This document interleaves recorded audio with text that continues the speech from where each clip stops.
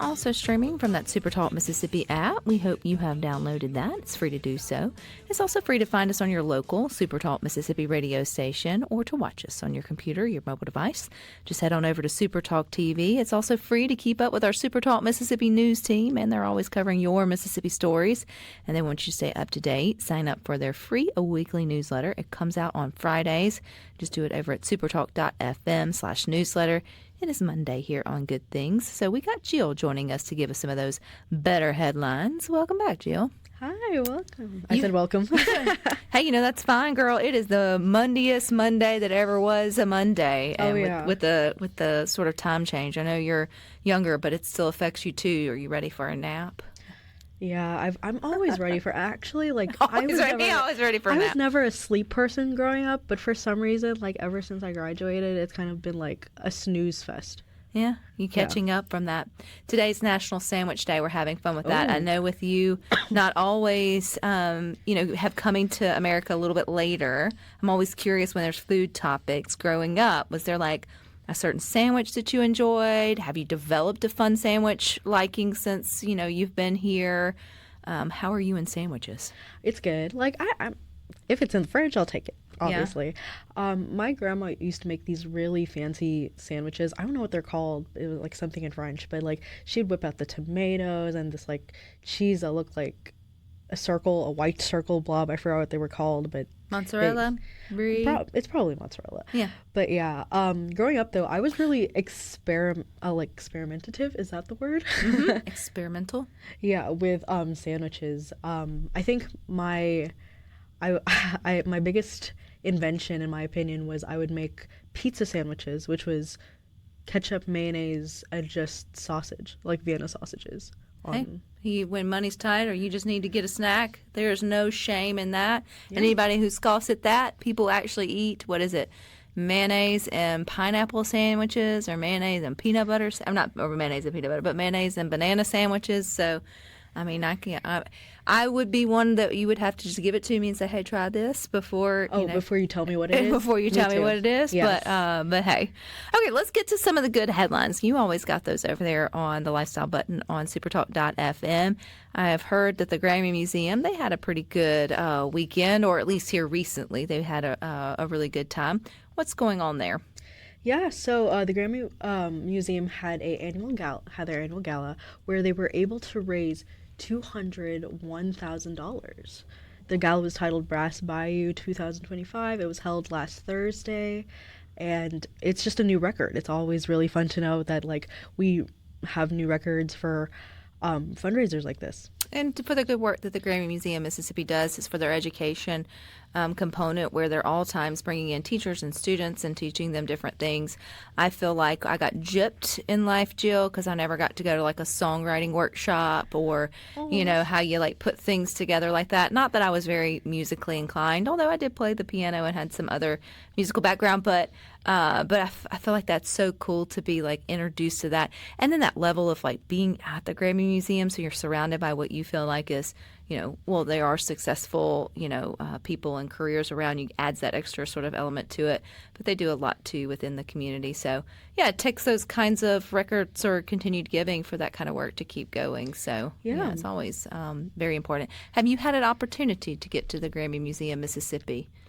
Probably a lot of times more than I would like to admit. Because of the Taylor? Is it because of the Taylor? I was going to say yes, not. I haven't even heard of the Grammy Museum until I heard there was a Taylor Swift exhibit, and I was like, this is really fun. I thought of you when they mentioned one of the auction items for their gala was a Taylor Swift item, and I was like, I wonder, did Jill go on the silent auction and put her name down? Seriously, I really should. With the $2 I have to my name. That's okay. Hey, you got to be in it to win it. Is how they would say it there. When you went though, was there a specific Swiftie memorabilia within the Grammy Museum Mississippi that you enjoyed the most? I feel like the most basic answer is really just that I loved all of it. Just because I've watched Taylor Swift since I was probably 6, so I've seen all of this either in concert or in movie or wherever. I've seen all of it, so whenever I see it, I'm like, oh my god, she touched that. Oh my gosh. That's cool. Yes. Is it still there, or has it left? No, it's still there. Yeah. Still there? Yeah, So- we're going again this Thanksgiving. Actually. Which that leads in perfectly to your next headline with the pardoning of a turkey. What happened here? Yeah, so I just learned that they did this. Didn't know they did this, but basically Governor Tate Reeves is annually is given the opportunity to not to unsacrifice a turkey, I guess. I don't know how you really say it, but he basically picks a turkey that he will not allow to. He pardons it. Yeah, he pardons it. The president does some too. They're beautiful big turkeys, but yeah. Yeah. I didn't know that's something that happened. I found out about it today, and I was like, oh, okay, that's fun. Good to be that turkey. Oh yeah, for sure. So, but there's more to it because you get to help name this one, right? Yes, you can. Yeah. So the public are invited to submit suggestions for the turkey's name. It's always like a really fun time whenever I've learned that people in Mississippi are just so creative when it comes to names. A couple of weeks ago, I think people were given the opportunity to name a shark, and everyone had so much fun with that. I even stuck some boats in, so I can't wait to see what people come up with this time. My mind is going around and around, but I can't land on anything specific. But man, we've got the best listeners, and Mississippians are the most creative. So we'll have to keep an eye out on what the pardon turkey's name is and where it goes. Like, does it get to stay there at That's what I'm wondering. At the governor mansion? That's what I was wondering. I was like thinking maybe it gets You pampered. can't turn it out and release it. Not around here this time of year, but I'm sure it will live out its days somewhere wonderfully for sure. Oh yeah. Okay, so what else is happening? There's some good things going on too at Mississippi State in terms of concerts. Oh, that'll be fun.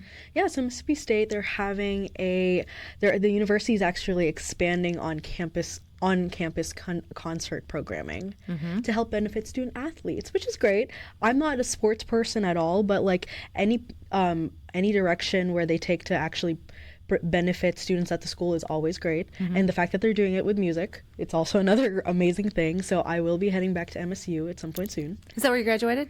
No, I went to MC, but my two brothers, one of them's about to go to MSU, and then my older brother did go to MSU. So, Okay, so we're a Bulldog family. You're a Bulldog. I think anytime they can utilize the spaces on campus for things that help the students on campus, I think that's a good thing. I think other universities have shown that people will come to events, and they've all got the good spaces for that. So it'll be interesting to see their lineup and who will be coming out for that.